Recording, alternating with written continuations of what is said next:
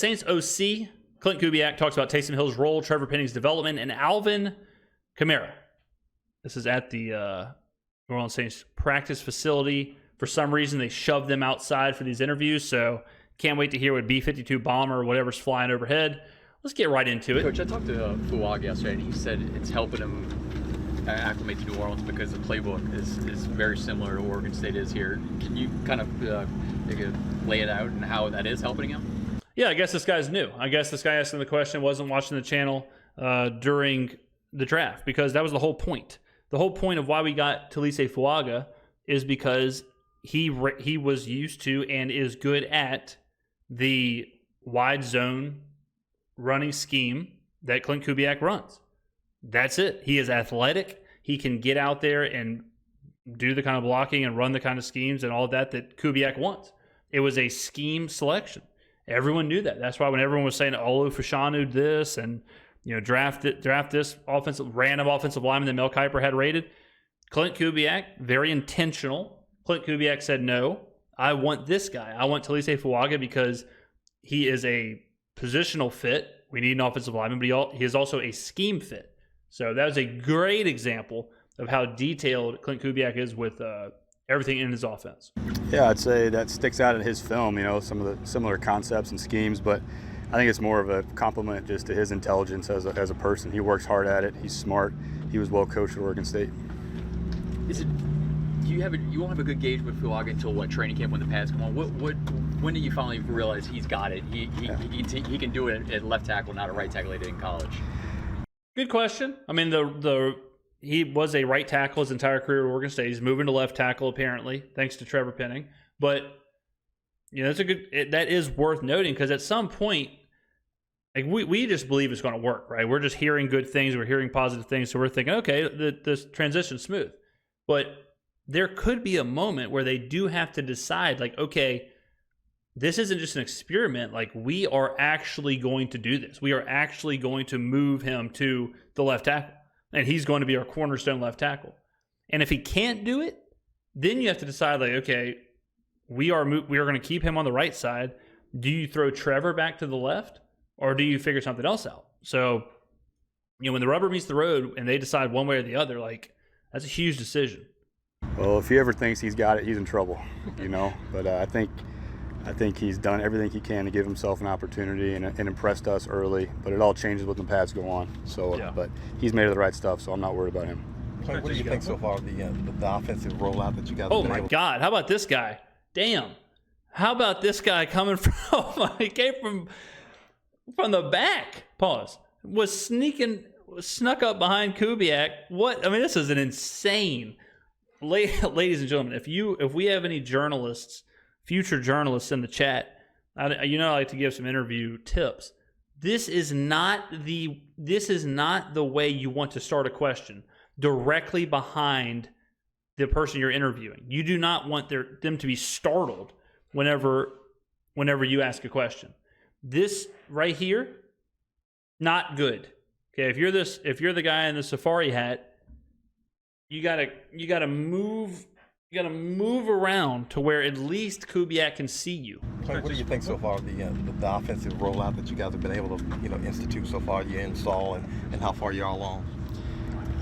Also, everyone else here is pissed off at this guy because now he's in all their shot. They're trying to film Klint Kubiak. First of all, Klint, how about him showing off the watch? Damn. But everyone's pissed off because they're trying to film Klint Kubiak. And this guy's in the entire video. They can't edit this guy out, mess up the framing. Horrible setup from this hombre. Our guys did a great job of taking in a lot of information and going and putting it on the grass. Coach Allen gave us a lot of meeting time to get it installed. So I'm pleased with where we're at, and we're never going to be where we want to be. If we have that mindset, we'll be all right. As far as the gauging of how much you've developed in the last month from a mental standpoint, how much would you say that's really happened? Yeah, I think I've seen improvement, in the competitive periods when, the ones go out there and they, move the ball down the field. That's a good start. But again, there is no pass rush really. We're all in underwear out here. So we get to Klint, come on. Training camp, we put pads on. you know, guys that maybe you didn't notice here the last couple of weeks, they're going to start showing up, and the other way around too. So, you know, that's what we tell our guys is it's real football come the fall. So they got to put themselves in position to be successful and be in shape over this break. Klint, how would you gauge that jump from when Derek first kind of got, you know, learning that offense to where he's at this point? Where's that, I guess, how would you gauge that? He's been impressive with, you know, and I knew that coming here. That was a big reason to come here, right? To be able to coach him and to coach a guy who's played a lot of football and, you know, has been to Pro Bowls and is obviously a very intelligent player. So no surprise that he's been able to handle it well. He's done a good job. He's exceeded expectations, but, you know, like I said with everybody else, he's also has a growth mindset and is not satisfied. So we have a lot of work to do come the fall. Say what you want about Carr, and we got the damn B-52 bomber, like, I mean, just on command there. But say what you want about Carr, but for Kubiak to inherit Derek Carr, because Kubiak wasn't part of the process whenever Pete Carmichael and Dennis Allen and Derek Carr went to Ralph's over at City Park and had their steak or whatever. But for Kubiak to inherit Carr, Carr is kind of the perfect quarterback to inherit for this system, because all Kubiak wants Carr to do is be smart and efficiently run the offense. He doesn't want Derek Carr to be Lamar Jackson. He doesn't want improv or running around or extending the play or any of that stuff. He doesn't want hero ball. And that's what we don't want Derek Carr to do. The last thing we want is Derek Carr to hold the ball for too long or run around or try and create or get into trouble. Kubiak just wants a smart, veteran, comfortable quarterback who's got years under his belt, who's not going to get rattled by the system, can pick it up quickly and run it efficiently. That is describing Derek Carr.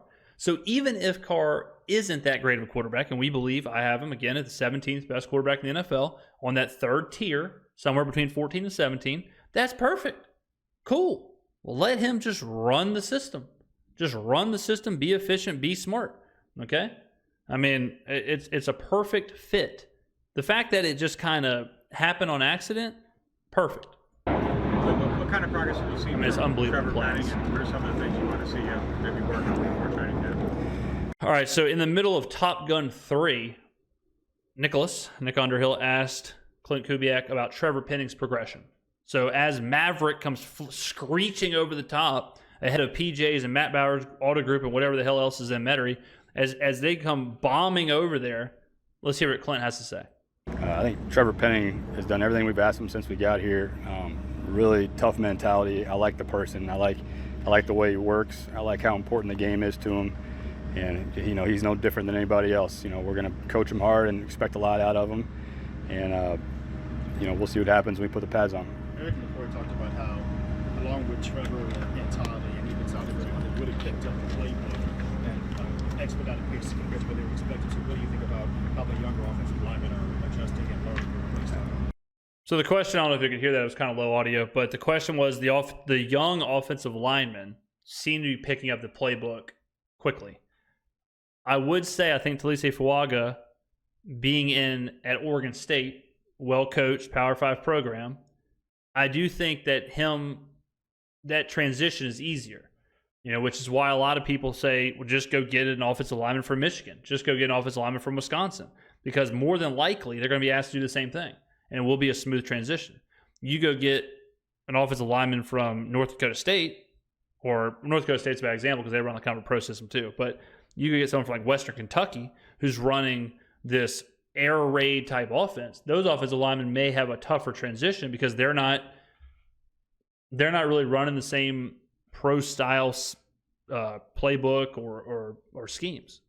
Well, I think you got two incredible offensive line coaches in John Benton and Rick Dennison. So, I mean, you got double the teaching right there. So I know I'm really fortunate to get to work with those guys and really focus my attention other places, and those guys have handled it. And just a really impressive group of coaches right there, along with Jari Evans. So those guys are lucky. Those players are lucky to have those guys. Klint, when you've studied Chris Olave and then now seen him on the field and worked with him, what are some opportunities that you see that his game can be expanded or that you can get even new elements out of him? So Olave, we did react to a video with Olave a couple days ago, and Olave alluded to something that's very interesting. He talked about how the system is built for like yards after the catch. and how he's excited to catch the ball and be expected to get some yards after the catch. Whereas before, you're lucky to even complete a pass in Pete Carmichael's system. So for someone like Olave and Rashid Shaheed to get the ball in space and then know, like, okay, once I catch this ball, I'm expected to turn up and get some yards. That should be very energizing for those players, because now it's almost like more of what they were doing in college, like really taking over, really being dynamic, instead of just like, let me run this 8-yard out route and hope that I can pick up 8 yards. A lot of contested catches. This scheme, the ball is going to a player because they are open. That's how the scheme works. Obviously, he's a playmaker. He's made 2 years of a lot of production, and we think there's more in the tank. And I hope so. I think to his credit, he had an injury in this offseason and played through it. Showed a lot of grit, a lot of toughness. We definitely have studied what he does well and want to expand on that. And his success will come from the team's success. So I just want to see him to continue to develop and help us in more ways than just catching the ball. And that's with all receivers. Put a lot of pressure on those guys. Oh, the blocking. The blocking in this offense, blocking on the receivers and downfield is very, very important. To help us out in the run game. So that's a big part of his improvement and all the wideouts. And the last time we talked to you, I think it was at rookie camps, and we hadn't seen Taysom Hill do anything yet. You said you were going to try a number of things and see what works. I mean, I think we've seen you try everything with Taysom Hill. I mean, is that the idea? Is you just want to look at him everywhere, or he could really have a huge role in this offense? I mean, this is the exploratory phase, no doubt about it. This is the part of the offseason where you want to see everything. Can Taysom Hill play fullback? Can he play tight end? Can Taysom Fuaga play right tackle? Can he play left tackle? Can Trevor Penning play right tackle? Can he sell candy pecans in row 7 during game day? Like, you got to just see every possibility. Everything that could happen, you want to see it and then make your decisions after that. So I think a lot of what we're seeing with Taysom right now is probably exploratory. Do I think he's going to be taking fullback handoffs? Probably not, right? But let's see if he can do it. Yeah, well, he's obviously a highly intelligent player that's been coached extremely well. So there's a lot of carryover in his knowledge, and then his effort and his attention to detail was excellent this whole offseason. So, I appreciate the work that he put into it, and I appreciate our coaching staff's creativity and trying to get him at a lot of spots. But what the hell is this guy? Do y'all see this hand over here with the phone? What is this film? What is the video of? Is he filming just his rear delt? I mean, there's no way this video can be of anything but the back of his shoulder. I mean, that phone is a foot off of Kubiak. It has a downward angle. Can y'all see that on the right side? The hand with the phone? Out of control angle to video this interview. He's no different than there's our receivers that have played 3 different positions. So, so there's guys like. He's going to get back to the newsroom and they're going to be like, all right, Jeffrey, let's see the video. You were at the Klint Kubiak interview, weren't you? Weren't you at the Klint Kubiak interview? You filmed it, right? Because it's going live with the 6 o'clock news. Let's see what you got. And this guy's going to look at this film and say, damn it. No, I wasn't there. It wasn't me. It was somebody else. Like Cedric Wilson, that's a really, really intelligent guy that's played a lot of spots too. Maybe doesn't get as much of the credit, but I would compliment him as well. As well as our offensive linemen that are playing center and guard. So, but yeah, Taysom's done a great job this offseason. Beyond just like a successful running game, what goes into making play action passes work? What makes them successful? Not being in 2nd and 20 helps. Staying ahead of the chains, and not to be a smart aleck, but that's the truth. I think it starts from the top down. It starts with the head coach supporting us, wanting to run the ball, and then trickling down to the players and their mindset into making those play actions come to life once we run the ball. I think it's just having good habits in practice and us being good teachers. And if we can install good runs and be successful there, then we can build off of it out the pass game. But it's a lot of this. I wish it was just one thing, but it's not. Are you uncomfortable with all the attention you've gotten that the offense has gotten this offseason, or is that just part of life in this league? So the question was, are you uncomfortable with are you uncomfortable with the attention that the offense has got and you've gotten? Brother, were you born yesterday? This is the NFL. Offense is the most important part. Every offense gets the highlight, the spotlight. Every quarterback gets the spotlight. Like that's the game. That's the NFL nowadays. Like if you're the OC, if you're the offense, especially an OC that's supposed to take over for Pistol Pete and supposed to bring life back to one of the greatest offenses we've seen in the last 20 years, like of course you're going to get a ton of eyes on you. And I would think Kubiak wants that. I mean, why would you take the job if you don't? So it's certainly part of the job, but I don't think it should make him uncomfortable. Absolutely. Yeah. No, I'm kidding. Don't do that to me, Klint. When you're coming as a new staff, there's going to be more attention on you, and that's part of our job is to deal with expectations, whether they're good or bad. So, I tell the players all the time that your expectations have to be your own. So my expectations are one thing, Eric McCoy's are another, and we have high expectations of ourselves regardless of what's going on outside. And if we can just kind of narrow our vision and put the blinders on and focus on that, and less about what's going on around us, the better we'll be. A long time ago, I heard something that rings true, and I think about it all the time. There's a little bit of truth in every single joke.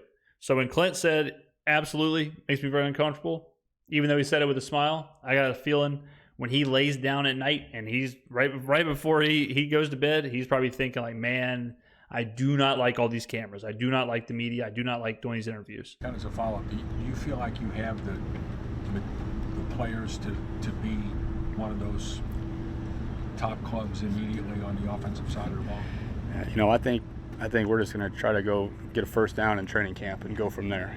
We got who we got. I like who we got, and it ain't going to change from now to the season. So we better go figure it out pretty quick. Klint, a little PR note. Just say yes. Just say yes. We've got the guys. We can win games. We can be one of the best offenses in the NFL. Don't say we've got who we've got. Jeez, I mean that's not instilling a ton of confidence, my boy. Were you surprised by Kamara's absence from practice after the walkthrough today? Did you talk to him at all? No, I have talked to him when he was here the last couple of days. He's been great. Talked to him on the phone even when he was gone. We've been in constant communication. Really loved what he put in the work yesterday and in the walkthrough. But I don't have any other comment on after that. There you go. Did he tell you why he wasn't in practice, or? I think DA. We covered the AK contract situation earlier in this video. I'll cut it up and put a video out on the channel if you missed it. But so we did cover that. I know that news came down today. They answered some of those questions. I didn't get to talk to him, no. But no. Early on, some of the guys mentioned that you guys were meeting as a group as opposed to being like in individual rooms. Is that how you run it all the time? And what's the advantage of that? I think it's important we're all on the same page. So, man, I don't know if y'all can see this guy that we were talking about filming. I mean, this is a wild character. But the question was, so the offense meets as a group. The offense doesn't meet just like, position groups. So the wide receivers don't just meet, then the running backs don't just meet. Everyone meets together. I think part of that is because of how they run the offense. So we've talked about it before here where the play calls are shorter, right? What does that mean? That means that a player has to know what everyone's doing on the play. Instead of just waiting to hear their identifier in the play, they have to know the whole thing. So it makes sense that the whole offense would meet together because they do have to all know what everyone else is doing, and what better way to do that than to meet and prep and plan as a group. So it makes total sense. It makes total sense that with this style of offense, you would want it to be the whole offense instead of just like, all right, the wide receivers go figure out your thing, running backs go figure out your thing. So, and especially you got to think too, guys, like this whole team is learning this offense fresh. This whole team is learning this offense brand new right now. No one on this team has 3 years, 4 years, 5 years with the offense, right? So they're playing catch up. They're trying to do things as efficient, as fast as possible. And that's probably a way to expedite all that. Coaches and players, we got new coaches working together too. So I think it's important to hear one voice early. So that's something that I think is really important as an offense, that we're all speaking the same language, coaches and players. So that's just kind of like establishing the culture, and then later on, like if you break off and go into different rooms, or hey, just taking it one day at a time, and in this time setting that we had, we needed to be together as much as possible. So we'll probably do that quite a bit, though. Yeah. We're on the same page. Motion is something that's new to a lot of the players that have been in this offense in the past. Is that just something that you kind of have to drill early, so that by the time the actual plays get here, it's not something they're thinking about? Yeah, I think we put our guys. We gave a lot to them. Definitely way more than we'd ever put in one game plan, and they handled it really well. So you just got to put them through it. You got to make it hard on them in practice, make them study at night, and I think overall I was pleased with the detail our guys had and our coaches that put them through it.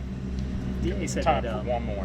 DA said that usually after these practices, the staff has been going back and kind of figuring out, all right, there's some different looks that we're seeing offensively that we've got to adjust. You guys as a staff seen stuff from this defense that you've gone, maybe we make a couple adjustments here to kind of be effective of what we're doing. Is that give and take kind of the same between? Yeah, it's the whole point of training camp. The whole point of OTAs and minicamp is to fine tune all of that. So comment in the chat. He isn't confident on the playmakers. I would phrase it as he's still trying to figure out who the playmakers are. I think Kubiak is coming into this with fresh eyes. Shout out to Andy Grammer. That is a deep cut. Fresh eyes, Andy Grammer. I think it's Fresh Eyes. I hope it is now that I made a big deal about this. And I hope his name's Andy Grammer. But great song. Not related to Kelsey Grammer. But I think Klint is coming into this with fresh eyes. I think he's coming into this saying, I don't care if we've got to run the offense through Rashid Shaheed. I don't care if we run the offense through Alvin Kamara. I don't care if we run the offense through Taysom Hill. As long as we are efficiently moving the football, as long as we're picking up the chains and scoring points. I really believe that's how he's looking at this. So I don't think he's not confident in the playmakers. I don't think he's confident in telling you this is how we're going to do it. And I think he's willing to change things on the fly. I think he's willing to think out of the box. I think that's where he's at. And that's what you want. You don't want, even though I think Alvin Kamara is the starting running back, you don't want your OC to say, hey, look, Alvin's the starting running back, no doubt about it. We're running the ball through him. He's getting the ball 80% of the time. If he's fresh, he's going to get in, no doubt about it, right? Like, you don't want that. You want someone to say, like, well, we'll see what's best for us. We'll see what the defense is showing us. We'll see where the players are performing best, and we'll go from there. So it does come off as like he's kind of wishy-washy about certain things, but I think that's because he's willing to change things on a dime. I think he's willing to shift and like I said, get out of the box. So yeah, that's everywhere you go, and just from afar playing against Coach Allen in the past is one of the toughest defensive schemes to face, and the number of looks that we got in this one camp, is probably as much as you'll see in the NFL with the defense that's been established for a long time, and they definitely caused a lot of problems for us and made us better. Oh, that was the end of the video. Okay, boom. End of the video right there. So there you go. So good stuff. Good stuff from Klint. I mean, I liked it. I liked what I love what he's saying. I mean, I love what he's saying. I love how he's handling this. I really do. He just seems like a guy he doesn't seem like a first-year OC. He doesn't seem like a guy I don't think he likes the media. I don't think he likes that side of things. But he doesn't seem like he's not confident in his system. He doesn't seem like he's afraid to, draw a line in the sand and make a decision and make a call and all that. I mean, to me, he just seems like he's way ahead of his years as far as like, this is my offense. He's not walking on eggshells. He's not tip-tap-toeing. He seems like an OC who has done this, won games. I mean, the fact that he has a very short amount of time as an OC, I mean, you could fool me. You could fool me. So I don't know if and maybe that's part of like working with Shanahan and working in San Francisco. Like maybe you're just in such a high level franchise. Like, he's got future head coach written all over him. I agree. He seems way more confident than Pete for sure. Oh my God, it's night and day. It's crazy too, and this kind of rolls back to the question we answered earlier, but about the analytics. Pete's answers and Kubiak's answers, they're talking two different languages. They're talking completely different stuff. Kubiak's talking way more about like really specific, yards and down and distance and situations and personnel groups and and all of that. And Pete was just saying cliche after cliche after cliche. Completely different. Completely different. Let's get caught up in chat here. Pammy Whammy, please hit that like. Thank you. Yes, absolutely, guys. If you're not subscribed to the channel, if you like what you've been a part of, make sure daily content, daily videos. No one's doing what we do, and we do it on a daily basis. I'll tell you that right now. So hit the like button and all that stuff. I do appreciate that. Pammy Whammy. Let's see what else we got here. It's crazy how much he looks like Shanahan. I don't know if he looks like Kyle, but he definitely gives off Kyle. He sounds a lot like Kyle. He sounds like, because if you ever listen to Kyle's interviews, he's very kind of like matter of fact. He's very like, this is just how it is. He just wants to be watching tape. Like Kyle Shanahan, when he does interviews, and he just wants to be in the room. He just wants to be in the room talking ball. That's it. He doesn't want to be doing the media stuff. He doesn't want to be taking time out of his day. He just wants to be getting after it. You can tell by the sweat stain on Kubiak's hat. He's the same way. You don't get that sweat stain for free. You know what I mean? I think Klint Kubiak's a football guy. I wouldn't tell you. I mean, this is the God's honest truth, ladies and gentlemen. I wouldn't sit here and tell y'all that I have full faith in Kubiak if I didn't. What I have heard, what I have seen, I mean, I am nothing but impressed. And just like with Pete Carmichael last year, I could tell you from a mile away, that guy should be on a unicycle juggling balls because he's a clown. Very easy to see. That's it. Give him a horn, let him go honking around, pull a rabbit out of his hat. He should be in the middle of a circus. Easy to see. And there was no point where I was sitting here saying like, oh, maybe Pete can do this, maybe Pete can do that. And there's a lot of coaches like that in the NFL. There's a lot of head coaches in the NFL that I think are clowns. Last year or 2 years ago, we had a video that popped off on the channel about Nathaniel Hackett. It took me before the game was over, the video started. It was when Nathaniel Hackett chose to kick the field goal, like a 60-something yard field goal, instead of going for it on 4th and 5 or whatever. That next day, we started that video saying Nathaniel Hackett cannot be a head coach. Straight up. So he cannot be a head coach. He does not have what it takes. And we were right. Certainly not Zach Taylor. Crafty. Yeah, Zach Taylor, I will say. So Crafty, obviously, one of the mods in here, has been around for a long, long, long time. Crafty, he is right about that. I was very down on Zach Taylor. Zach Taylor, during his first year as the head coach at Cincinnati. And I'll give him this. Zach Taylor got better at where I thought he was bad. And I don't know if he brought in coordinators or if he just learned on the job, or maybe sometimes having Joe Burrow fixes things, but Zach Taylor has become a much better coach. So if there was a coach that I was really down on that changed how I view him, it was Zach Taylor, for sure. 100%. The Mizzou coach, was it Eli Drinkowitz? Isn't that his name? I think that's his name. But, I mean, there's head coaches, I'm not a big Todd Bowles guy. I think Mike McCarthy's a clown. So it's not just coordinators. It's not just Pete Carmichael. It's not just, there's a lot of them. I thought Steve Wilkes was a horrible DC for the 49ers. Not a big Aaron Glenn guy out in Detroit, but, ebbs and flows. He still has his moments, yeah. I mean, he's gotten better, though. I think Taylor's gotten better. Yeah, for sure. Matt Patricia's one. I think Nick Sirianni's super overrated. So,